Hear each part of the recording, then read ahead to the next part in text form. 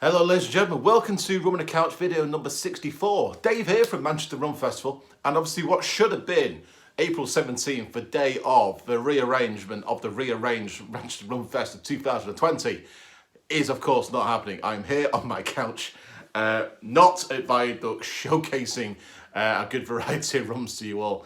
It will happen. I don't know when, but it will happen. I have to admit, I obviously haven't got the date. I don't know if you saw my post again, but I put up yesterday on the social pages. And I think I definitely sent out an email to all ticket holders back in February. The date has still not been confirmed. I'm working on it. Downside is there's a lot of people still on furlough, but we are getting a bit more of a communication going. And fingers crossed, I will have something to announce in the next couple of weeks. It will be in the probably latter end of the year, or it will definitely be after the June, I think it's 25th, which is the last lockdown restrictions being lifted. Fingers crossed, but I'm going to have a good leeway just in case anything goes wrong. So, other than that though, I am here on my rum on the couch, and I've got actually a brand new rum. It looks like I've already opened it, but I have to admit, I've just done a video of this, and it cut off halfway through because I got a phone call and I forgot to put my my phone onto flight mode. So that's my own fault. However, I have yet to actually try some of the Mob33. So I got to that point. So fingers crossed, everything I'm going to smell and taste is brand spanking new. But I always, as you know, love to crack it open and really hammer home that this is the first time I'm having this. But Mob33 is a brand new rum. For full transparency, this was actually sent to me by a good friend of mine, Timos, who is ex-worker with Neptune Rum. Neptune Rum, if you remember, probably about 27 videos back, we focus on what is one of the world's most awarded rums from Barbados at Foursquare Distillery. But he's moved on to a new rum project in Mob33. Now, he sent me a bit of a literature, so I'm going to read off what the highlights are when it comes to Mob. So apparently Gold Heist is a blend of 5-year, 3-year and 2-year-old rums from the Caribbean and Latin America. It's a blend of pot and column still, Asian ex-bourbon casks. There's no added sugar, there's no other additives and no colouring. And apparently it's also vegan friendly and GMO free. Apparently Mob33 is inspired by the underground trade of alcohol during the Prohibition era. So I've already poured myself a bit of a glass. So let's see what we can kind of pick up on the nose, because this is 40% ABV. Excuse me. Now, it doesn't say on the bottles what islands the rum come from, what sort of distilleries they may be within those. But let's see if we can maybe work something out. First thing that comes to my mind, you kind of get that real fleshy on the citrus. Things like clementine. Getting a little bit of kiwi, a bit of guava as well. Definitely some lemon, more of a kind of rounded lemon. And again, a little hint of orange water. I wouldn't say orange itself, definitely more diluted orange water. But very, very fragrant. Nothing too rich, nothing too warming. Lacks any sort of vanilla, any kind of toffee, fudge, molasses, oak as well. Oh, that's just, no, I shouldn't say oak, because oak is there. It's just not as predominant as you may expect. In hindsight, this is quite a young rum. 5-year is the most, I'm guessing. Depends on where they've got it from. There's something else there, I can't think what it is. Getting a little bit of candy floss. You know, that kind of wisp of candy floss you sometimes get, a slight sweetness, without actually sugarcoating it, if that makes any sense whatsoever. But let's give it a taste. Like I say, 40% ABV.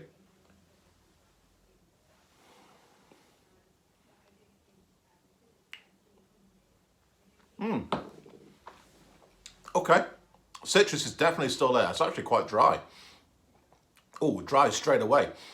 You really get the kiwi coming through. You get the lemon, a lot more lemon. You get a little bit of a kind of grapefruit. I'd say pink grapefruit as well. Maybe a little bit of white grapefruit in there. It's almost as if you're sort of licking a fresh citrus and squeezing it at the same time. Get a real sort of mix. Very, very subtle honey. That's the kind of sweetness I'm picking up. It's very light, very thin. Nothing too much. There's definitely an oak element. It's like a cedar wood. You kind of really get that dry profile. In a good way. It's not my sort of cup of tea, a real dry rum, but you can really pick out some really good flavours. So I can see, yeah. Wouldn't be my first cup of tea looking at the tasting notes, which I have to admit I haven't done. So let's see what we've got here. There we go. So a light Spanish style with vivid flavours and a character of Barbados and a splash of Jamaican funk. Well, I think we just worked out where our rum's coming from. Barbados, yeah, that sort of very light. Wouldn't get citrus from me, but I think that's more from the Spanish style. The Barbadian's probably offering that slight honey profile. Splash of Jamaican funk. You do get a kind of pot still right at the side of your mouth. It's definitely something there. It's nothing too bump in your mind, but there is something that's really saying, I've got a rum in my mouth, but it's quite a young rum. It's nothing too aged, nothing too refined. It's definitely there though.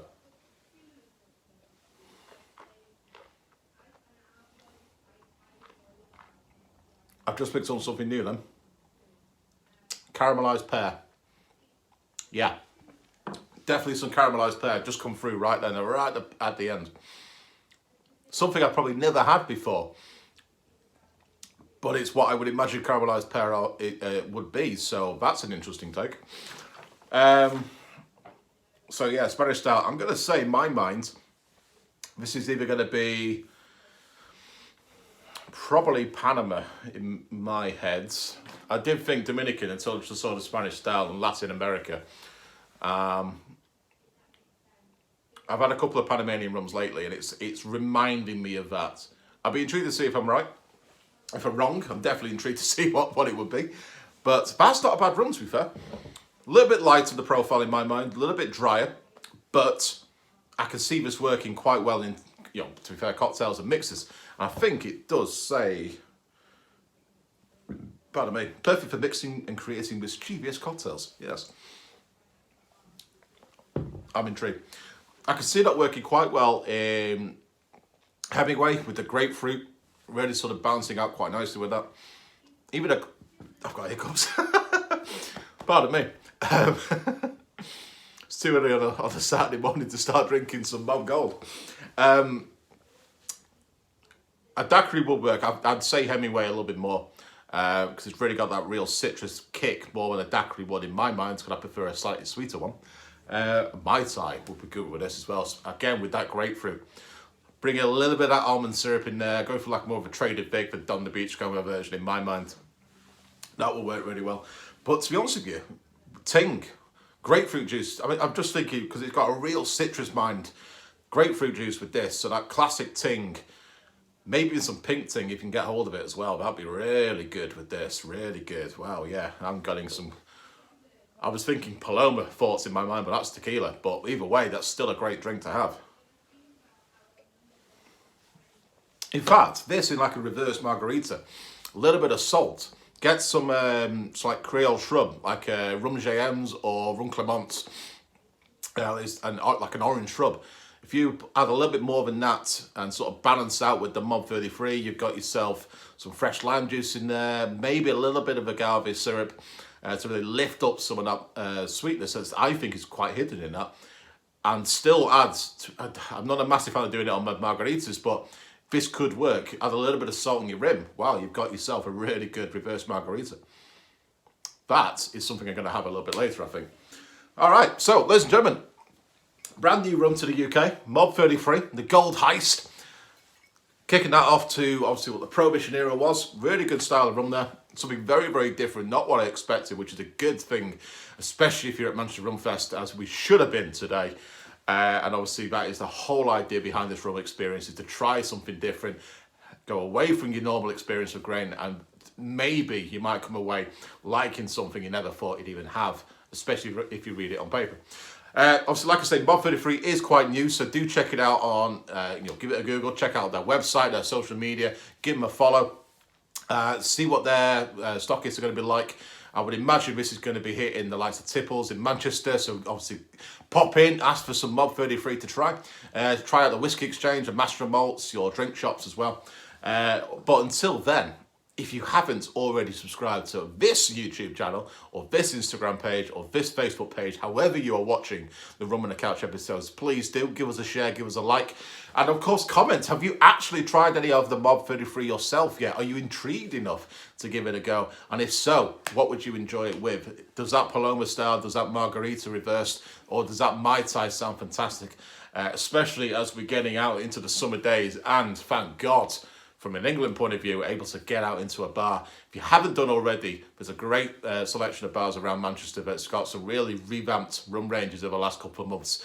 Obviously, get yourself out to the terraces. I know I did, especially a couple of the newer bars that I've just opened up. I definitely made sure I had a very fantastic Jungle Bird at the brand spanking new Schofield's bar, which only opened on Wednesday. So head yourself down to there, head yourself down to some of the fantastic places like Revolution de Cuba. They've got their pop-up bar outside as well. I don't want to miss anybody else. I'm not going to start saying everybody else's names, but please, whatever you'd like to do, make sure you support all the bars and restaurants and pubs that have been closed and forced to close over the last 12 months, despite that slight respite we had back in July to October. In my mind, it wasn't good enough, and we will do what we can to help support these guys once Rumfest is being able to, fingers crossed, have a new date in the next couple of weeks.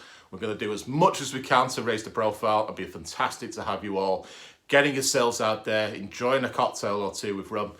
Even if it's just a good old rum and mixer, there's absolutely nothing wrong with that. Tag yourselves in, tag in the bar that you're in, enjoy yourselves, and of course I will see you all very, very soon, I'm sure, at Manchester Rumfest 2020/21. Until then, ladies and gentlemen, enjoy some Mob 33 if you can get your hands on it, and I will see you all very soon, I'm sure. Take care.